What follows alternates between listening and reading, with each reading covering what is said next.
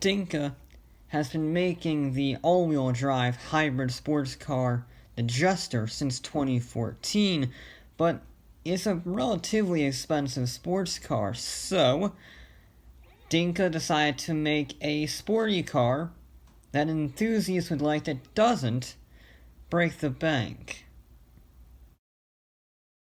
And this is what they've come up with. It's called the Sugoi. And I'll admit, it wasn't exactly a pretty car. But it is a four-door. It's also a hatchback. Front-wheel drive four-cylinder, just like its predecessor, the Ballista. Yes, this has officially replaced Ballista production as of 2020. And since it's supposed to be a sporty performance car, I decided to have a little bit of a go with it.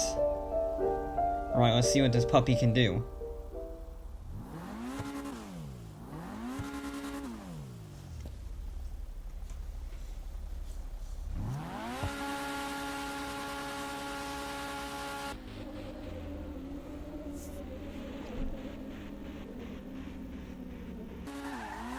That's a lot of wheel spin. That's a lot of wheel spin. But we are going.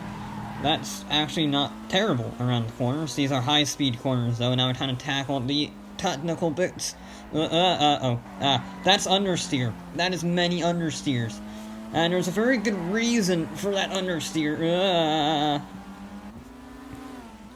You see, it's very fast on the straights and has very clever differentials. However, it's still over 300 horsepower going through the front wheels, and that means it's very difficult to drive, because the rear tires don't get any traction because they're, well, not driven, so they're cold all the time, which means it gets oversteer sometimes to the under hard cornering, and then when you turn into a corner, it just doesn't turn, so it's snappy oversteer followed by horrendous, yep, it's just not turning, don't hit the wall, horrendous understeer. And, I mean, this car isn't exactly heavy, it's just over 3,300 pounds, but it just doesn't turn, except when it does that. Now, you can, of course, drive this vehicle in a controlled manner, but when you're pushing it on the edge like a performance car should be driven, it is absolutely terrifying for the inexperienced, and you will have an accident. This is sketchy AF.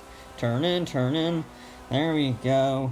Now we get going, yes. It likes the high speed corners. It's fine in the high speeds. Once you get into the low speeds, it's just a death trap.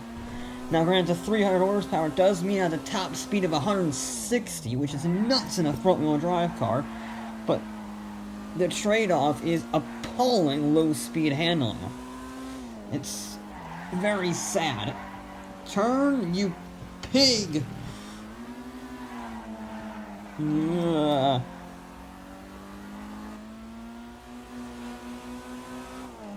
So, it's ugly, it's oversteer followed by sudden understeer.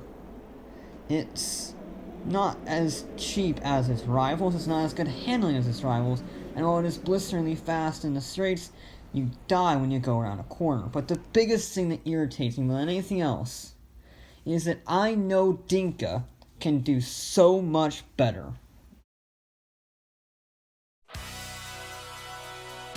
Because in 1997, they gave us this.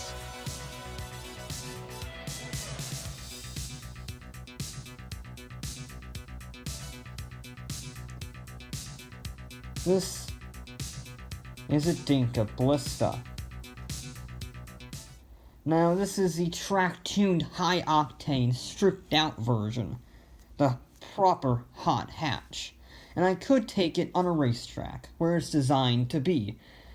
But instead, I'm gonna change scenery a little bit and go to the area that it's, surprisingly, most familiar with.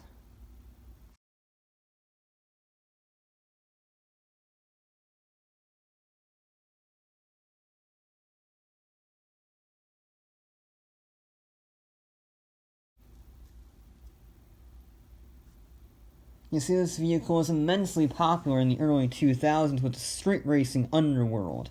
So, that's where I'm going to test it.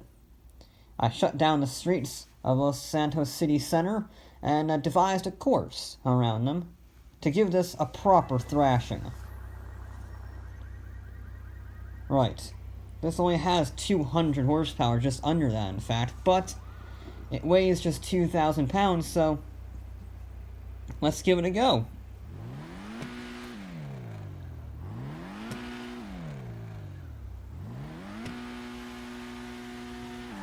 Ooh.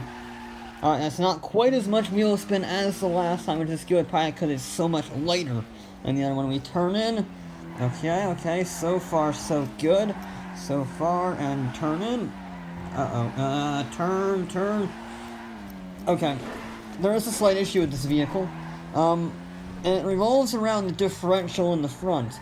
It's rather open. In fact, it's so open you could fit another differential in it. I just get constant one-tire fire around these corners.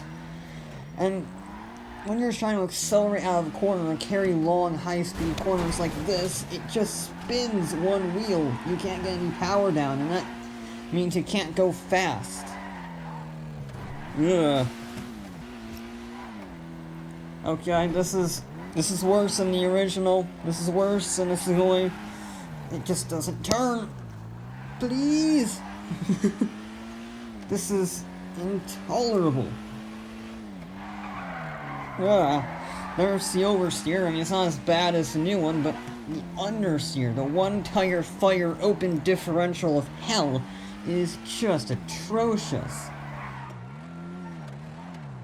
This vehicle, then, in a way, in stock guise, is worse than the Sugoi, because while it looks better and is lighter, it's slower in a straight line, and the differential makes it so bad to the corners, you want to commit ritual suicide.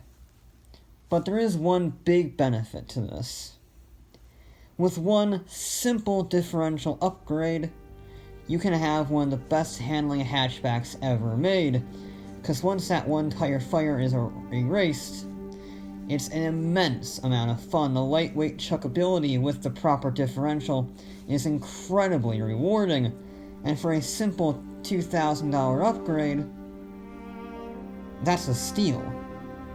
You basically get a whole different car for the luxury seats option on the new one. It's fantastic. So, neither vehicle is perfect. They both have their flaws, and yet I would say the Ballista Kanjo takes the cake because it comes from a different era. One where technological development was advancing at a rapid pace, and it was on the forefront of hatchback handling, even with its terrible differential. And with one small upgrade, you can make it a genuine sports car rival. While you'd have to do a lot more than a differential tune in order to make the Sugoi passable at all.